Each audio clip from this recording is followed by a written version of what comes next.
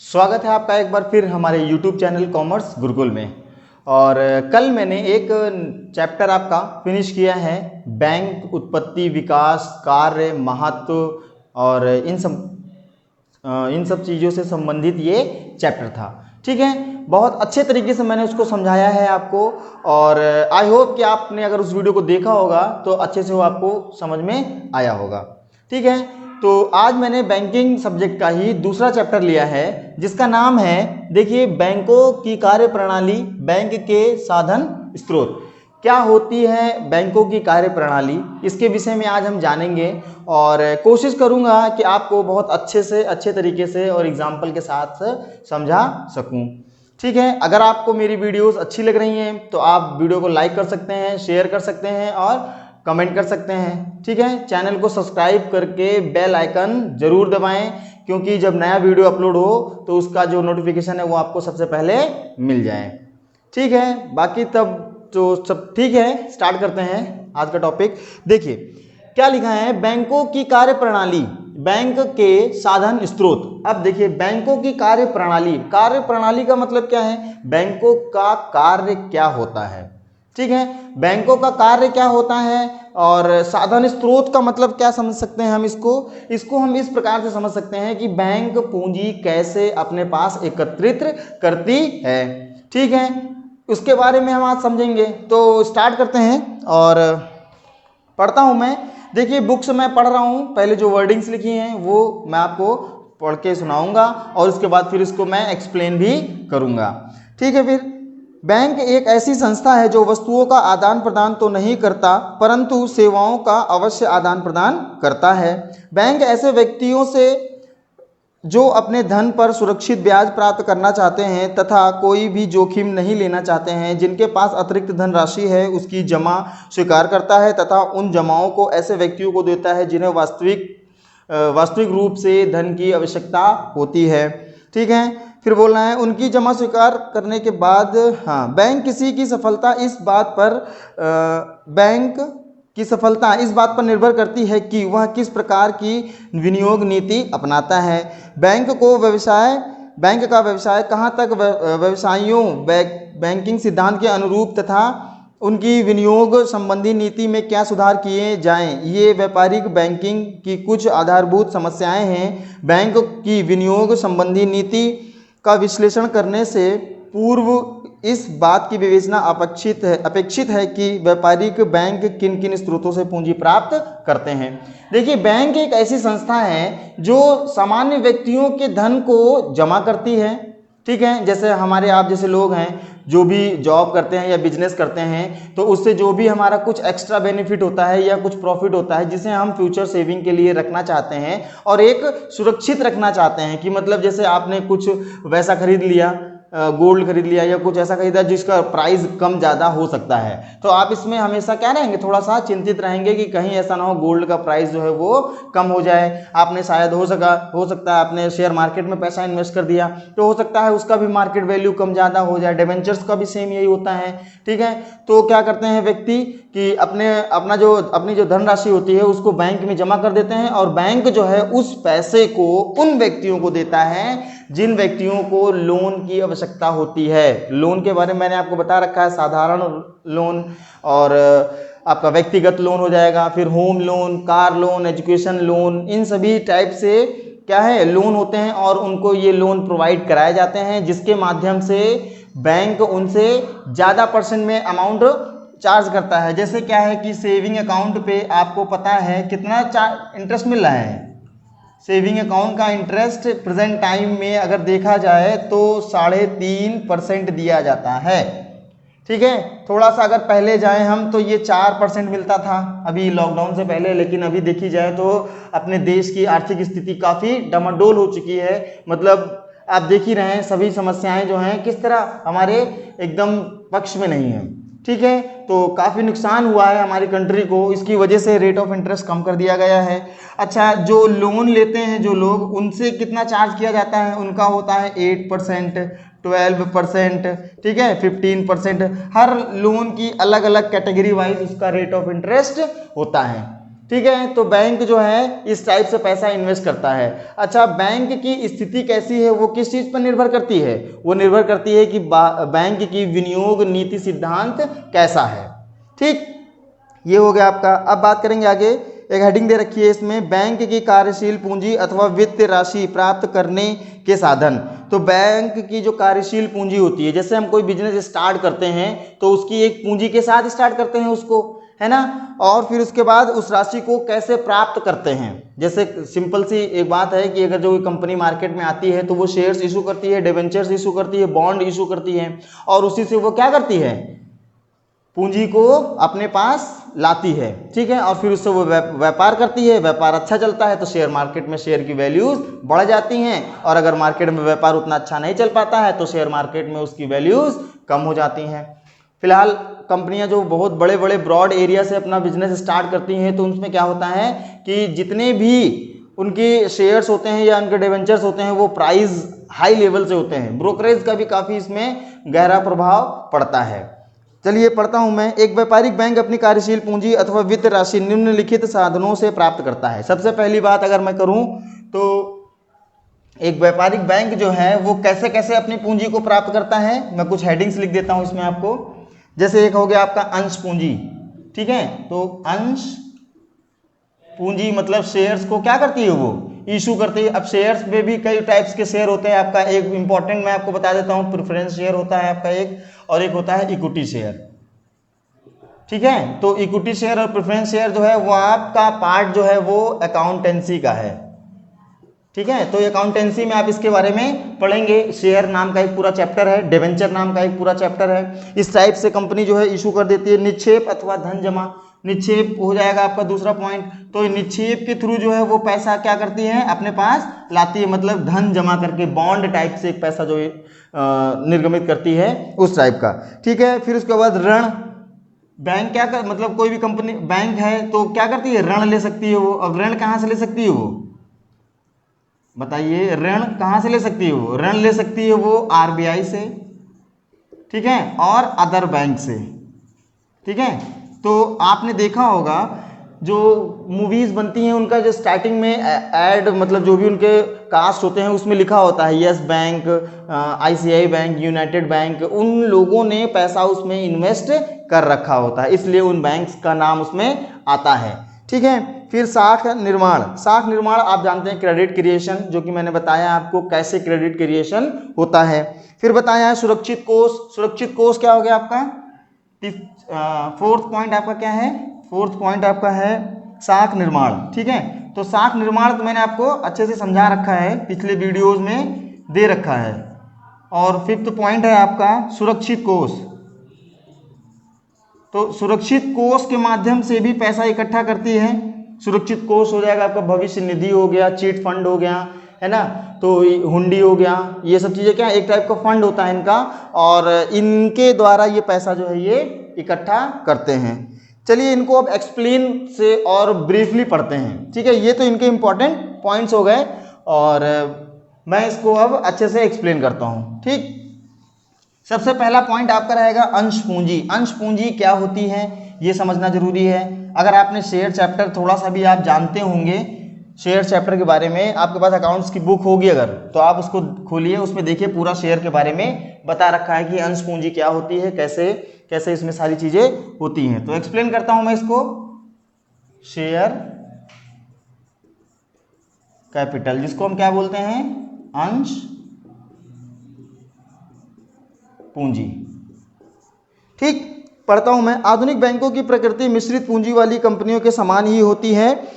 वर्तमान समय में बैंकों का निर्माण भी मिश्रित पूंजी वाली कंपनियों की भांति ही किया जाता है। अतः बैंक भी अन्य कंपनियों की भांति अपने अंश बेचकर हिस्सा पूंजी प्राप्त करते हैं। सर्वप्रथम बैंक के प्रवर्तक आरंभ में यह अनुमान लगा करता है, यह तय कर लेते हैं कि बैंकों को उसका व्यवसाय पूरी तरह विस्तृत हो जाने पर कितनी पूंजी की आवश्यकता पड़ेगी। जब कोई बैंक स्टार्ट किया जाता है तो सबसे पहले ये देखा जाता है कि कितनी पूंजी उनके पास होनी चाहिए, और जितनी पूंजी उनके पास होगी उसी आधार पर वो क्या करेंगे, अपने बिजनेस को डिसाइड करते हैं।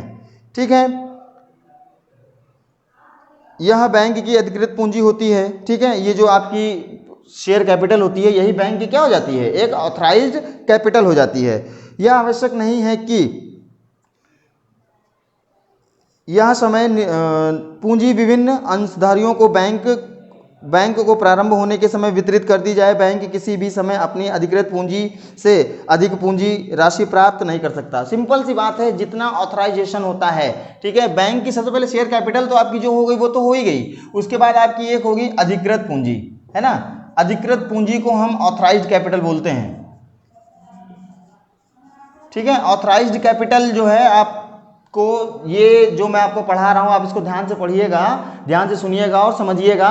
ये शेयर चैप्टर में आपका काफी मदद करने वाला है, ठीक है, बहुत हेल्प करेगा आपकी उसमें ये। और फिर उसके बाद क्या बोल रहा है इसमें, वह राशि जिसके बराबर मूल्य के अंश क्रय करने के लिए बैंक द्वारा जनता को दिए जाते हैं बैंक की निर्गमित पूंजी कहलाता है। तो ऑथराइज्ड कैपिटल के बाद हम क्या करते हैं, इशूड कैपिटल। इशूड कैपिटल क्या होती है, इशूड कैपिटल वो कैपिटल होती है आपकी जो पब्लिक में क्या किया जाती है, उतारी जाती है कि पब्लिक उसको खरीदे, ठीक है। निर्गमित पूंजी में से जो भाग जनता क्रय कर लेती है उसे हम क्या बोलते हैं, प्रार्थित पूंजी। प्रार्थित पूंजी को हम क्या कह सकते हैं, सब्सक्राइब्ड कैपिटल, है ना। तो सब्सक्राइब्ड कैपिटल आपका ये हो जाएगा। तो ये क्या है, ये पूंजी वो पूंजी होती है जो जनता द्वारा इसको खरीद लिया जाता है, ठीक है। फिर आगे देखते हैं क्या बताया इसमें, परंतु बैंक प्रार्थित अंशों की संपूर्ण राशि अंशधारियों से एक साथ वसूल नहीं करते हैं। अब देखिए, जो भी शेयर्स इशू होते हैं, सपोज करते हैं कि एक शेयर है और उसकी एक वैल्यू है 10 रुपये, ठीक है। एक शेयर की वैल्यू कितनी बताई है, 10 रुपये मैं बता रहा हूँ आपको, सपोज करते हैं। और अब देखिए, कोई भी व्यक्ति होगा, माना व्यक्ति ए है और वो जो है 10 रुपए वाले 100 शेयर खरीदते हैं, तो टोटल कितने रुपए के शेयर खरीदे उन्होंने, 1000 रुपए का। अब वो 1000 रुपए पूरा एक साथ में नहीं देंगे, उसके लिए उनको कॉल्स में पेमेंट करनी होगी। कॉल्स में आपका पहली कॉल हो जाएगी एप्लीकेशन के नाम से जानते हैं जिसको हम, ठीक है, एप्लीकेशन। फिर उसके बाद आपका हो जाएगा अलॉटमेंट, ठीक। उसके बाद आपकी हो जाएगी फर्स्ट कॉल और फिर हो जाएगी आपकी सेकेंड कॉल, ठीक है। तो इस मेथड के थ्रू जो है वो जनता में अंशों को निर्गमित किया जाता है और फिर उसके बाद इसको क्या किया जाता है, इस मेथड के थ्रू उनसे पैसा लिया जाता है, ठीक। तो ये चीज हो गया आपका। फिर कह रहे हैं कि जो अंशधारी, ठीक है, देखिए जैसे क्या हुआ कि सब्सक्राइब कैपिटल जितनी है, अब जरूरी नहीं है कि अगर 100 लोगों ने शेयर्स को सब्सक्राइब कर लिया है तो सभी ने पूरी राशि पे कर दी होगी। कुछ लोग ऐसे हैं जो एरियर कर देते हैं। एरियर का मतलब क्या हो जाता है, अवशिष्ट याचना बोलते हैं इसको हिंदी में। तो ये क्या होता है, हो सकता है टोटल जब शेयर्स का पेमेंट करना हुआ तो 95 लोग ही पेमेंट टोटल किए, मतलब कि एप्लीकेशन का कर दिया 100 लोगों ने लगभग, मान लीजिए इसका कर दिया 100 लोगों ने, फर्स्ट कॉल और फाइनल कॉल जो है वो केवल 95 लोगों ने दिया, ठीक है, और ये जो है वो 100 लोगों ने दे दिया। तो क्या हुआ इसमें कि आपने देखा कि यहाँ 5 लोगों ने पेमेंट नहीं किया, तो इनके शेयर्स को क्या कर लिया जाएगा, हरण कर लिया जाएगा, ठीक है। तो इनके अंशों को क्या कर लिया जाएगा, हरण। और फिर उसकी एक अलग एंट्री होती है, वो आपके शेयर चैप्टर से रिलेटेड ही है उसमें, और उसी में आपको ये बताई जाएगी। फिर बात करते हैं हम डिपॉजिट्स में। डिपॉजिट की क्या होता है इसको भी थोड़ा देखते हैं हम। इंपॉर्टेंट पॉइंट है, अगर आप इस शेयर वाले पॉइंट को अच्छे से पढ़ लेंगे तो आपको ये शेयर के चैप्टर में और डिबेंचर के चैप्टर में आपको बहुत ज़्यादा मदद करेगा ये, क्योंकि आप उसमें जनरल एंट्री बनाएंगे, उसकी एंट्रीज होती हैं। चैप्टर आने दीजिए, वो चैप्टर स्टार्ट होगा, उसको बहुत अच्छे से एक्सप्लेन करूंगा। बहुत इजी मेथड है, एंट्रीज आपको एक बार में लर्न हो जाएंगी, कोई भी डरने की आवश्यकता नहीं है, ठीक है। तो देखिए दूसरा पॉइंट मैं देखता हूं,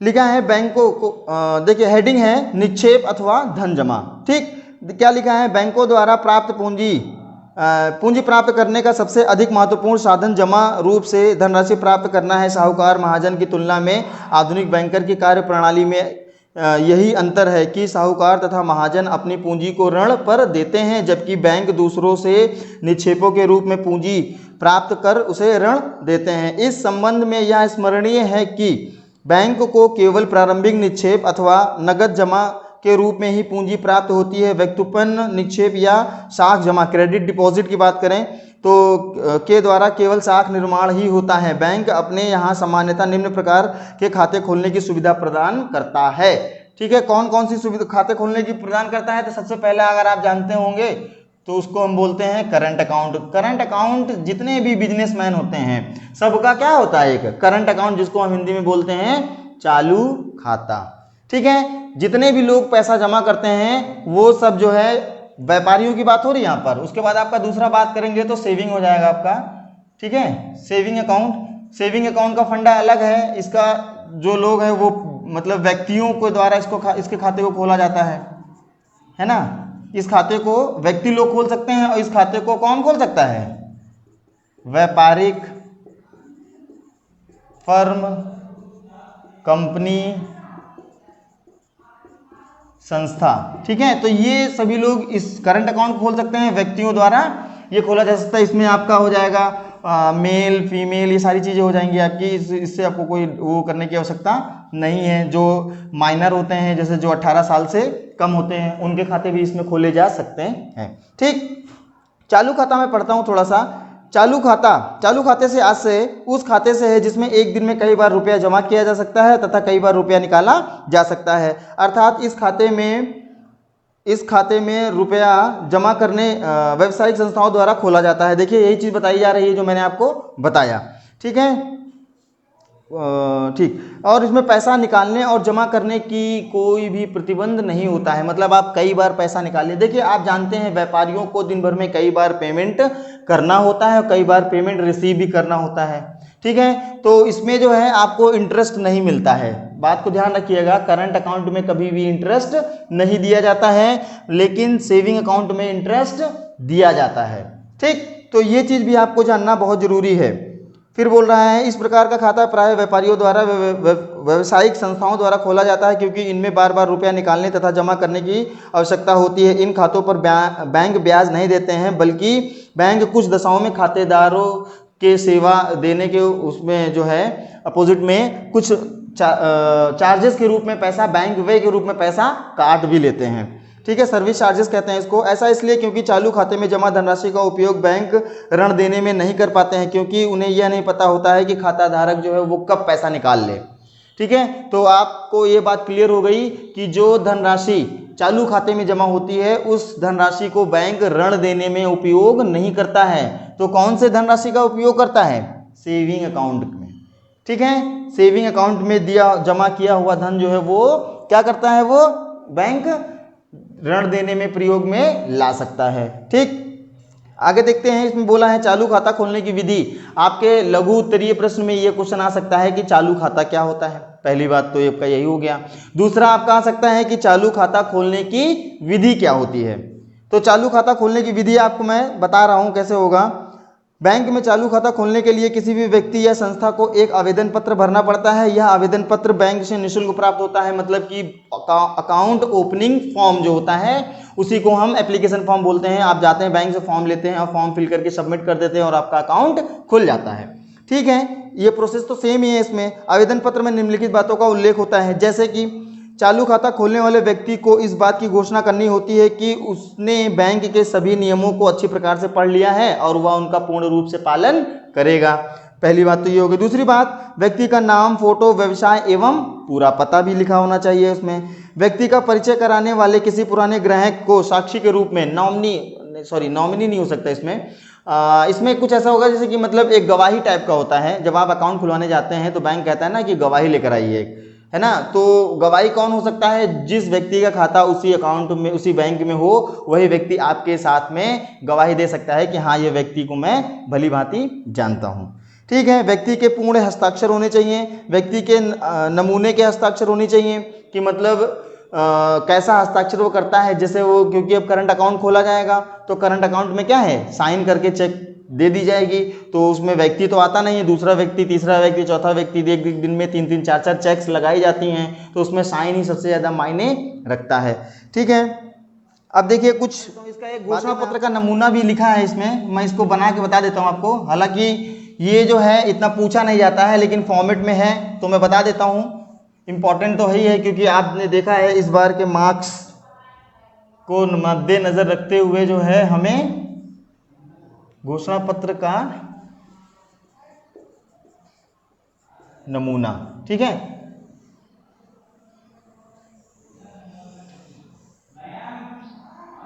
देखिए ये जो नमूना है हो सकता है 4 नंबर में पूछा जा सकता है। इसमें करना क्या, कुछ है नहीं खास, इसमें आपको बस कुछ चीजें याद करनी है, जैसे कि प्रबंधक महोदय, ठीक है, जो भी बैंक का हो, बैंक का नाम हो जाएगा आपका, जैसे स्टेट बैंक लिख सकते हैं आप, ठीक, स्टेट बैंक ऑफ कौन सा बैंक है, कार्यालय, ठीक है, कार्यालय का कौन सा ऑफिस है ये, फिर उसके बाद प्रिय महोदय, मतलब एक जैसे आप एप्लीकेशन लिखते हैं सब उसी प्रकार का होता है। ये सारी चीजें यहाँ पर आपको लिख के क्या करना होगा, इस पे एक आपको क्लियरेंस देना होगा, ठीक है। यहाँ पे होगा आपका डेट, कॉलम बने होंगे आपके इसमें, और उसमें आपको डेट लिखना होगा। फिर यहाँ पे आपका होगा एक भवदीय, और उसके बाद नीचे हस्ताक्षर, है ना। तो ये एक नमूना है इसका। आपको क्या लिखना है इसमें, देखिए मैं लिखा हूँ, मैं सिंडिकेट बैंक के चालू खाते के जमाकर्ता बनना चाहता हूँ। हम सिंडिकेट बैंक के नियमों का पालन करेंगे, और उसके बाद फिर हम प्रारंभिक जमा के रूप में इतने रुपए भेज रहे हैं। मतलब कि क्योंकि आप चालू खाता खुलवा रहे हैं तो आपको पैसा भी उसमें जमा करना होगा, जैसे कि आप जब सेविंग अकाउंट खुलवाते हैं तो उसमें भी पैसा जमा करते हैं। तो एक तो ये मेथड हुआ कि बैंक जो है कैसे धन को प्राप्त करती है, ठीक है, धन को कैसे प्राप्त करती है। देखिए प्रमाण पत्र भी आपको इसमें देना होगा, नमूने के हस्ताक्षर भी देने होंगे, चालू खाता कौन खोल सकता है, ये आपका इंपॉर्टेंट पॉइंट है, और ये मोस्ट इंपॉर्टेंट पॉइंट बन सकता है आपका कि बैंक में चालू खाता कौन खोल सकता है, ठीक है, who can open current account in the bank, ठीक। तो देखिए इसके बारे में भी पढ़ लेते हैं, थोड़ा सा इंपॉर्टेंट पॉइंट है, बैंक में चालू खाता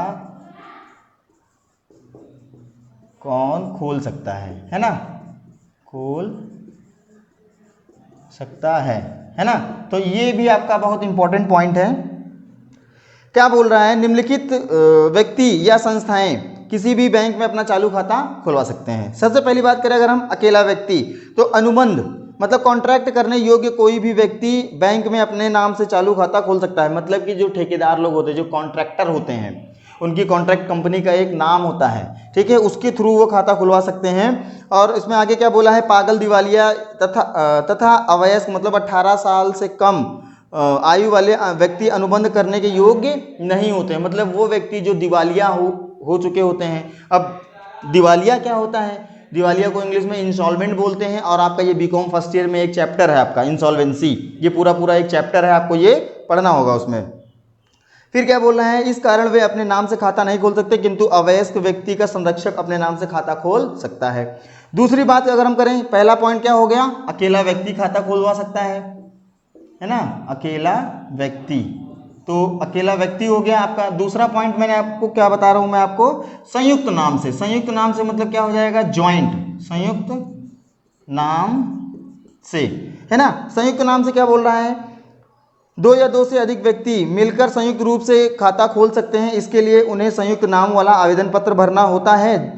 उन्हें इस बात की घोषणा करनी पड़ती है कि रुपया किसके हस्ताक्षर से निकाला जाएगा। रुपया किसी भी एक व्यक्ति के हस्ताक्षर अथवा सभी व्यक्तियों के हस्ताक्षरों से निकाला जा सकता है। तो मतलब क्या है, ज्वाइंट अकाउंट जो खुलवाया जाता है, जैसे कोई फॉर्म बनती है, उसमें जो है 5 लोग हैं, 5 लोगों के नाम का एक अकाउंट खुल जाएगा, और फिर उसके बाद जब कोई भी आवश्यकता होगी तो 5 में से कोई भी व्यक्ति उस पर चेक पे साइन करके दे देगा, तो वो अकाउंट से पैसा जो है वो निकाला जा सकता है। दूसरा पॉइंट है आपका साझेदारी संस्था, साझेदारी संस्था में क्या होता है, साझेदारी संस्था तो आपने पढ़ाई है।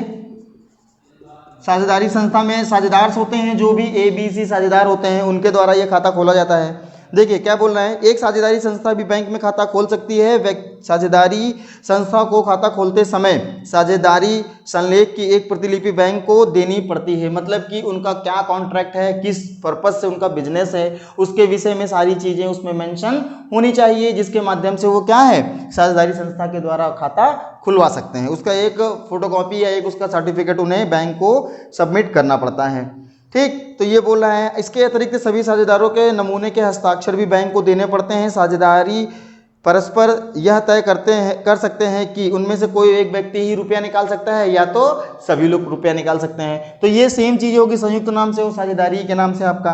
अगला पॉइंट है आपका संयुक्त स्कंद कंपनी। इसको हम किस नाम से जान सकते हैं? संयुक्त स्कंद कंपनी को मतलब ज्वाइंट स्टॉक कंपनी, संयुक्त स्कंद कंपनी। ठीक है, संयुक्त स्कंद कंपनी में क्या होता है? संयुक्त स्कंद कंपनी होती है, जैसे संयुक्त स्कंद कंपनी किसी भी बैंक में अपना खाता खोल सकती है। कंपनी के संचालक मंडल को इस आशय से यह प्रस्ताव पारित करके बैंक के पास भेजना पड़ता है कि साथ ही कंपनी अपने पार्षद सीमा नियम तथा पार्षद अंतर नियम के द्वारा एक मतलब इसका जो एक प्रतिलिपि, देखिए पार्षद सीमा नियम क्या होता है, ठीक है ना, पार्षद सीमा नियम और एक और आपका होता है पार्षद अंतर नियम। ये आपका आगे मिलेगा, ठीक है, ये आपको आगे मिलेगा और ये भी आपको पढ़ाया जाएगा, इंपॉर्टेंट पॉइंट है ये।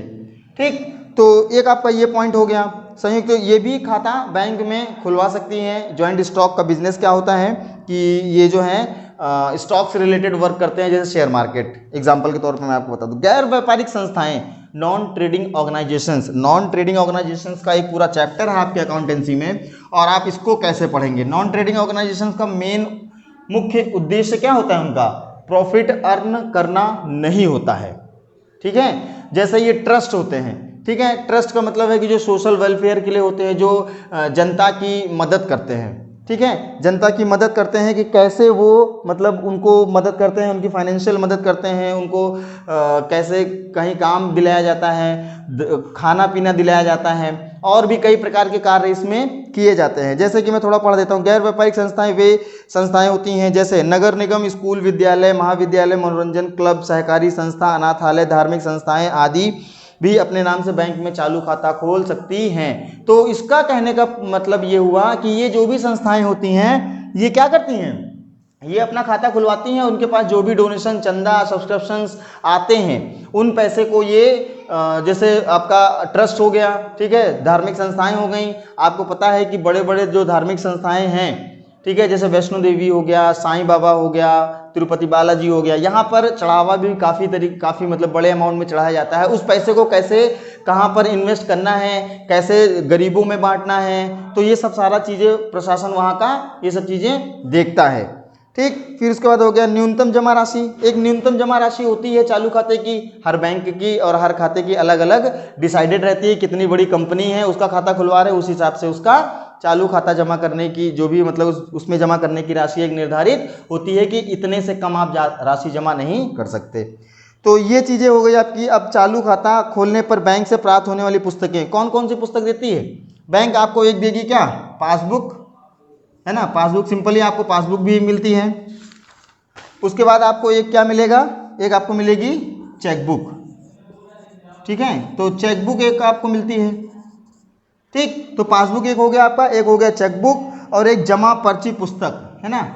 जमा पर्ची पुस्तक तो आप जानते हैं, जमा पर्ची पुस्तक, ये जब आप कोई सेविंग अकाउंट वाला व्यक्ति होता है, जो बचत खाता धारक व्यक्ति जो होता है, जब बैंक में पैसा जमा करने जाता है तो एक उसको डिपॉजिट फॉर्म फिल करना पड़ता है। तो ये एक्सप्लेन करने की ज़रूरत नहीं है, पासबुक में सब सारी जितना ट्रांजैक्शंस होता है उनके पैसे सब चीज़ें होती है। चेकबुक में आपकी चेक होती है आपके नाम की, आप उसमें साइन करके अमाउंट भर के पे कर सकते हैं, किसी को भी जो अमाउंट आपको पे करना है आप पे कर सकते हैं। फिर उसके बाद जमा पर्ची, मतलब उसमें आपका अकाउंट नंबर सारी चीज़ें लिखे होंगे, आपको अमाउंट जमा करना है, कितनी नोट है, कितना क्या है, ये सारी चीज़ें लिख के आपको सबमिट कर देनी है।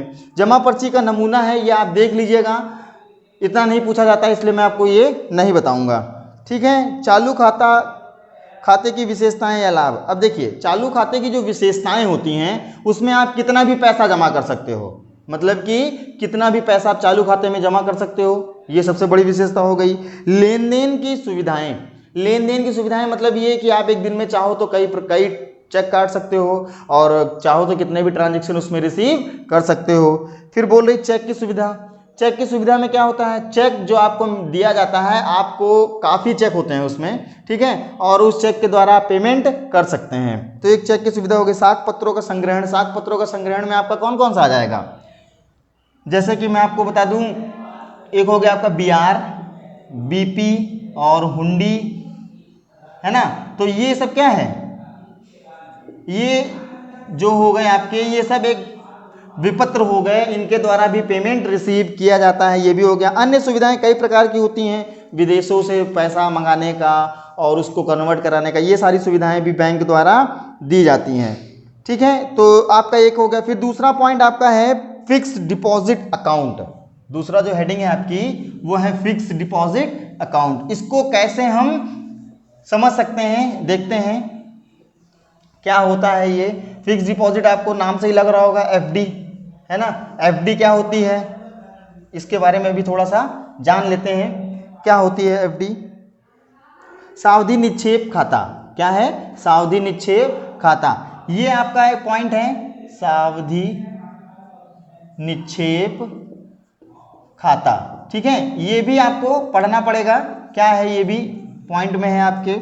देखिए क्या होता है, सावधि निक्षेप खाते से आशय उस खाते से है जिसमें धनराशि एक निश्चित समय के लिए जमा की जाती है। मैंने आपको बताया है कि सबसे ज़्यादा, मतलब कि सबसे ज़्यादा जो है वो इंटरेस्ट किस अकाउंट को मिलता है, सबसे ज़्यादा ब्याज हमें किस पे मिलता है, सावधि जमा खाते पर दिया जाता है। ठीक, क्योंकि सावधि जमा खाते में क्या होता है, पैसा एक लिमिट में, मतलब एक निश्चित फिक्स टाइम के लिए जमा किया जाता है और उसमें पैसा निकालने की अनुमति नहीं होती है। एक फिक्स टाइम के बाद आप उसमें से पैसा निकाल सकते हैं। ठीक, तो सावधि जमा खाता खोलने की विधि क्या होती है, इस खाते में अवधि में कम से कम 46 दिन की होती है ना। इस प्रकार प्रायः 46 दिन, 3 माह, 6 माह, 12 माह, 2 वर्ष, 3 वर्ष, 5 वर्ष की अवधि के लिए खाता खुलवाया जा सकता है। ठीक, इतना इंपॉर्टेंट ये नहीं है, इसलिए मैं इसको नहीं बताऊंगा। अगला पॉइंट आपका एक और इंपॉर्टेंट पॉइंट है इसमें, बचत खाता। ठीक है, तो तीसरा पॉइंट है आपका बचत खाता। बचत खाता आपको पढ़ना जरूरी है, क्योंकि बचत खाते के बारे में आपको भी पता होना चाहिए और आप अकाउंट खुलवाने जाएंगे तो भी आपको इसके बारे में इंफॉर्मेशन होनी चाहिए। क्योंकि कई लोग ऐसे होते हैं 11th 12th की, मैंने देखा है कि उनको बचत खाता क्या होता है यही नहीं पता। ऑफलाइन बैचेस में से कई बच्चे हैं, मैं स्कूल में पढ़ाने जाता हूँ तो वहाँ पर भी कुछ ऐसा लगता है कि अरे इनको बचत खाता क्या होता है। सर अकाउंट है इतना पता है, लेकिन बचत खाता, करंट अकाउंट मतलब चालू खाता क्या होता है, ये सब उनको पता ही नहीं होता है। बचत खाता क्या होता है? देखिए बचत खाते को थोड़ा सा एक्सप्लेन करता हूँ, फिर उसके बाद मैं आपको और अच्छे से समझाऊंगा इसको। ठीक है, देखिए क्या लिखा है, इस प्रकार के खाते में मध्यम वर्ग के लोग और कम आय वाले व्यक्ति अपना खाता इसमें खुलवाते हैं और उनको इसमें खाता खोलने की सुविधा भी काफ़ी तरीके से प्राप्त रहती है। इनका प्रमुख उद्देश्य अल्प बचतों को प्रोत्साहित करना होता है और व्यक्तियों को मितव्ययी, मतलब अपना एक अच्छा ग्राहक बनाने की पूरी कोशिश करते हैं। ये कोई भी व्यक्ति जो अवयस्क, पागल, दिवालिया घोषित ना हो वह व्यक्ति बैंक में खाता खोल सकता है। और क्या बता रहा है, अवयस्क व्यक्ति किसी के संरक्षण में ही खाता खोल सकता है। जैसे कि जो 18 साल से कम होते हैं वो व्यक्ति अकाउंट कैसे खोल सकते हैं, उनका भी एक होता है कि मतलब उनको एटीएम इशू नहीं होता है और कई प्रकार की सुविधाओं से वे क्या रहते हैं, वंचित रहते हैं। तो बचत खाता कुछ इसी तरह ही है। बचत खाता खोलने का प्रोसेस बहुत सिंपल है। आप अकाउंट बैंक में जाइए और आपके पास जो है आपके डॉक्यूमेंट होने चाहिए और आपके डैडी का, मतलब आपके पिताजी का डॉक्यूमेंट होना चाहिए, आपका एक एड्रेस प्रूफ होना चाहिए और आपकी फ़ोटो होनी चाहिए, आपका हस्ताक्षर होना चाहिए। ठीक है, इतना डॉक्यूमेंट, दस्तावेज लेकर आप बैंक जाइए और वहाँ से एक फॉर्म लीजिए। फॉर्म में जो भी डिटेल्स आपकी मांगी गई हों उन डिटेल्स को फिल कीजिए और फिर उसके बाद उसको बैंक में जमा कीजिए और आपका खाता खोल दिया जाएगा। बहुत सिंपल प्रोसेस होता है चालू खाता खोलने का। ठीक है, तो ये आपका हुआ। अब आपका एक रह गया है घरेलू बचत खाता। घरेलू बचत खाता क्या होता है? घरेलू बचत खाता आपका इस टाइप से होता है। घरेलू बचत खाता यानी गुल्लक खाता इसको बोला जाता है। इसको कोई भी व्यक्ति खोल सकता है और इसको वही व्यक्ति खोलते हैं जिनकी आय कम होती है। जैसे कि मैं आपको बताऊं इसके बारे में कि जो घरेलू बचत खाता होता है, घरेलू बचत खाता कैसे खोला जाता है, ये देखिए इसका प्रोसेस क्या होता है कि बैंक एक गुल्लक जो है आपके यहाँ घर में आके रख जाती है। ठीक, और आप उसमें जो भी अर्निंग होती है, जैसे कुछ लोग मजदूर लोग हैं या जो कम आय वाले लोग हैं जिनकी रोज की बचत 10, 20, 50 रुपए होती है, वो क्या करते हैं उसमें पैसा रोज अपना डालते रहते हैं। और फिर क्या होता है कि एक निश्चित समय के बाद बैंक आती है 1 महीने में और फिर ताला खोल के सारे पैसे निकाल के अपने पास जमा करती है। बैंक का कोई व्यक्ति जाता है वहां पर और फिर एक रसीद वो उनको दे देता है। तो ये आपका क्या हो जाएगा, घरेलू बचत खाता। ठीक है, ये भी आपको मैंने बहुत अच्छे से एक्सप्लेन किया है। एक आपका लास्ट पॉइंट है आज का, आवर्ती जमा खाता, रिकरिंग डिपॉजिट अकाउंट। क्या बोलते हैं इसको, 5वां हो जाएगा आवर्ती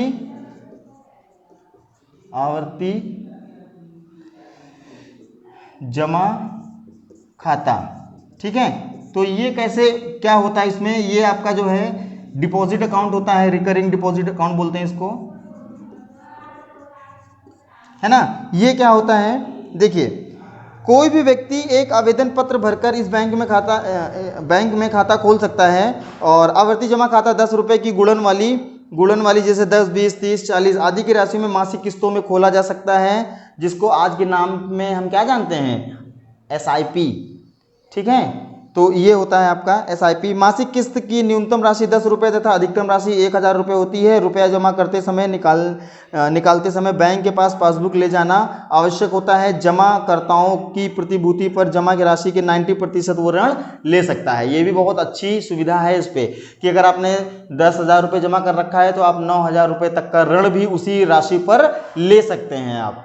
ठीक है, तो ये चीज बताया गया है इसमें। जमाकर्ता की मृत्यु हो जाने के बाद उसके उत्तराधिकारी को ब्याज सहित पूरा धन दे दिया जाता है। तो ये सिंपल है और बहुत ही सरल तरीके से मैंने आपको बताया है। इसके लाभ हैं, कई चीज़ें इसमें दे रखी हैं, आप पढ़ लीजिएगा, इतना इंपॉर्टेंट नहीं है। बस अब एक इंपॉर्टेंट पॉइंट आज का ये बचा हुआ है इसमें कि सावधि निक्षेप, चालू एवं बचत खाते का अंतर। इस अंतर को आप स्वयं पढ़ लीजिएगा। अगर कोई डाउट होगा तो आप मुझे बताइएगा, मैं आपको फिर से एक्सप्लेन कर दूंगा इसको। और अंतर जो है मैंने आपको बताया है कि बहुत ज़्यादा ध्यान से पढ़िएगा, क्योंकि इसमें कितने 1, 2, 3 अंतर दे रखे हैं। इसका मतलब ये है कि आपको 3 अंतर पढ़ेंगे तो आपको इनके बारे में पूरी इन्फॉर्मेशन मिल जाएगी और क्या क्या चीज़ें दी गई हैं, इनका अंतर और सारी चीज़ें आपको इसके बारे में पता चल जाएंगी कि कैसे कैसे क्या क्या चीज़ें होती हैं और इनका एक्सप्लेनेशन भी आपको बहुत अच्छे से मिल जाएगा। तो आज का टॉपिक हम यहीं पर रोकते हैं और अगला टॉपिक इसी का सेकंड पार्ट, क्योंकि देखिए चैप्टर बड़ा होता है। अब देखिए वीडियो जो है वो काफ़ी 30-35 मिनट की हो जाती है, तो उसमें क्या दिक्कत होती है कि बोर होने लगते हैं हम, है ना। तो इसीलिए पार्ट्स में डिवाइड करके मैं वीडियोस को बना रहा हूँ। आप वीडियो को एक बार देखेंगे आपको बहुत अच्छे से समझ में आ जाएगा, ये मेरी गारंटी है। और आप यूट्यूब पे चैनल्स चाहे जितने सर्च कर लीजिए, लेकिन जिस तरह मैं आपको पढ़ा रहा हूँ गारंटी के साथ कह रहा हूँ उस तरह एक्सप्लेनेशन कोई भी नहीं दे रहा होगा। ठीक, तो ये चीज़ है। आप मेरा ये आपसे यही उम्मीद मैं यही रखता हूँ आप लोगों से कि अगर आपको वीडियो अच्छी लगे तो आप वीडियो को लाइक कीजिए, शेयर कीजिए और कमेंट कीजिए। चैनल को सब्सक्राइब भी कर लीजिए अगर आपको इसी टाइप्स की और वीडियोस चाहिए। तो इसका नेक्स्ट पार्ट कल बनाता हूँ मैं, मतलब कल इसको वीडियो को अपलोड की जाएगी। और तब तक के लिए थैंक यू।